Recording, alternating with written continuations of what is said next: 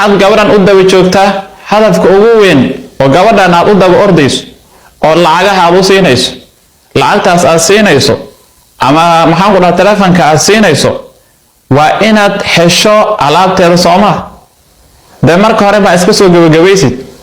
markii alaabtaada laga dhameeyo oo wixii jeebka ku jiray lala baxo oo adigana cidla banaana soo istaagtid hadii lagu diido ka waran hadafkiina cadeeyo oo xagan ka arkaa iyo adigoo kala qof lamida ma jira iyo waa jira iyada qof lamida waliba ka sii fiican jira beenta markii aan la isku sheegin waxaan na shukaansi maaha war maxaan kugu meheriyaa markii aad hawshii soo dhameysay oo gabadhi alaabteeda soo baabi'isay oo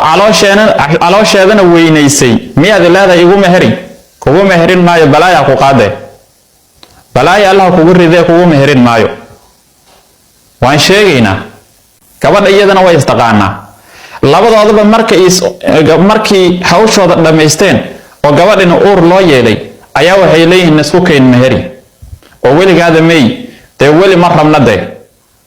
uur baa la yeelay ninka baa uur yeelay si aan isku qarino ama waxaad u malaysaa uurkaasi markii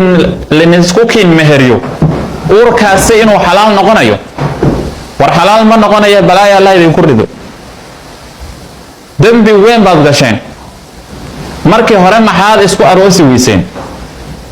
wadaadada dadka isa soo uureeyay oo gabadh caloosha loo weyneeyay ninkii inkaar qabaha caloosha u soo weynay wadaadada isku meherinaya ilaahay ka baqa waa isku dambi jooga sidaasna xalaal ku noqon maayo wiilka caloosha ku jiro waa zino ilma zino waa wacel waa habeenkii waxaad u soo jeedo oo abaya ugu haysid oo qalbi ugu haysid oo la'aanta ma noolaan kari aad ugu haysid ujeedkaaga waa inaad hesho labada luqad wax ku dhex jira Soomaa hadafkaaga maad cadaysid waxaan oo dhan dhibaato maxay yihiin 2 sano oo dhan maxaad qalbi ugu haysaa 2 sano maxaad qalbi ugu haysaa macaantaad leedahay ma adiga arkay macaankeeda ujeedkaaga wax kale ma ahan ujeedkaaga wax kale ma ahan waa inaad hadafka cadaysaayo shukaansigaagana waa inuu waqti lahaadaa hadaf waa inaad leedahay maxaad gabadhan u daba joogtaa hadafka ugu weyn oo gabadhan aad u daba ordayso oo lacagaha aad u siinayso lacagtaas aad siinayso ama maxaan ku dhahaa telefoonka aad siinayso waa inaad hesho alaabteeda Soomaa de marka hore ba iska soo gabagabaysid markii alaabtaada laga dhameeyo oo wixii jeebka ku jiray lala baxo oo adigana cidla banaana soo istaagtid hadii lagu diido ka waran hadafkiina cadeeyo oo xagan ka arkaa iyo adigoo kala qof lamida ma jira iyo waa jira iyada qof lamida waliba ka sii fiican jira beenta markii aan la isku sheegin waxaan na shukaansi maaha waxaan shukaansi maahan gabadhuna waxaan dhaanay marka aad guursatid bay erayadaas ay banaan yihiin ka hor erayadaasi ma banaana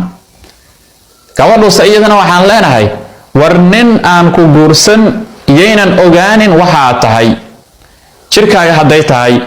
dhaqankaaga haday tahay muuqaalkaaga jirkaaga haduu yahay waa inuusan ku ogaanin wiilka dhabta ah waxa weey waa wiilka aan doonaynin inuu jirkaaga arko waa wiilka aan doonaynin inuu jirkaaga arko soo afjara marka shukaansigan talada ka batay soo afjara ilaahayna ka baqa waxaan shukaansi maahan midda kale waqtigan hadda la joogo naagaha jooga in la guursado ma istaahilaan lianna iyaga raba inay taliyaan naag iyada rabta inay talisana waxa weeyaan lama guursan karo maxaa yeelay naag iyada ku talinayso bari gurigaaga sii jiri maayo ilaahay baa ku maxsan u dhiibay talada ninka talada maadaama ilaahay ninka u dhiibay ilaahay uu ku maxsan yahay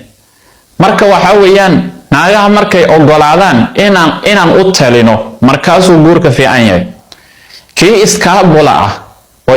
iskaabalnimada ku weynaaday ay iska sii ahaado maxaa yeelay wax faa'iido leh kama horeeyaan naag waxa ka horeyso iyada inay ku taliso doonaysa ka horeyso naag waxa ka horeyso dhaqan wanaagsan aan la soo barin naag waxa ka horeyso dhaqankaaga wuxuu yahay iyo adiga xaq aad ku leedahay badanaynin ba ka horeyso naag waxaa kaa horeysa hooyadeedii aabaheed kusoo tarbiyeyeen hanti fara badan ka qaado baa jirto ayaa jirta waqti haadirkan garoobadani waa diidantiin inaad aroostiin maadaama aad diidan marka iska sii ahaada iskaabolnaba iska sii ahaada waan garan weynay anaga dhibaatada jirto waayo gabadha ku faanaysa laandheer baan ka dhashay oo reer baa heerkaasaan ka dhashay oo qorox baan leeyahay oo haggay ka dhacday ma faadamo ayaad ka fiican tahay adig faadamo naba gabadhiisa miyaad ka fiican tahay waa maya marka joojiya faankan tirada badan aad noo wadaan haddiise aad rabtaan in niila guursadana qarashkana yareeya una diyaargaroowa in niila taliyo inaadan idinku talinaynin ogaada mana talinaysaan lianna talada ilaahay ninkuu siiyey